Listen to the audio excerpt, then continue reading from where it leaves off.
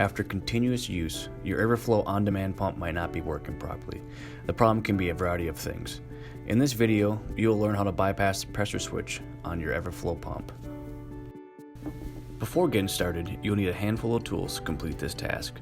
The tools that you need are needle nose pliers and a piece of wire, such as a paper clip. The first step is to disconnect the power source of your Everflo pump.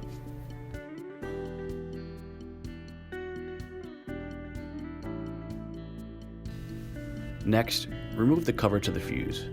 Grab your needle nose pliers and proceed to lightly pull the fuse out.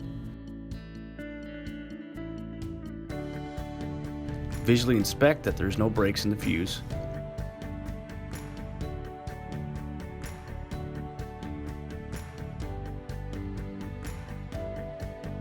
If there isn't, put the fuse back and close the cap.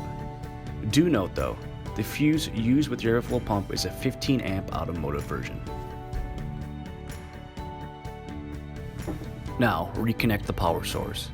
If no power is available, disconnect the power source again and then remove the two connectors in front of the Everflo pump.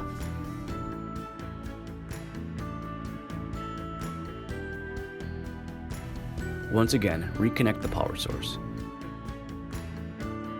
Grab your piece of wire and connect each end to the disconnected wires. This allows for you to bypass the switch. If the pump runs, that means the pressure switch is bad and it will need to be replaced. For a pressure switch replacement, contact our spraying division at the number on the screen. For additional videos, check out our YouTube page. For more general information, visit us at master-mfg.com.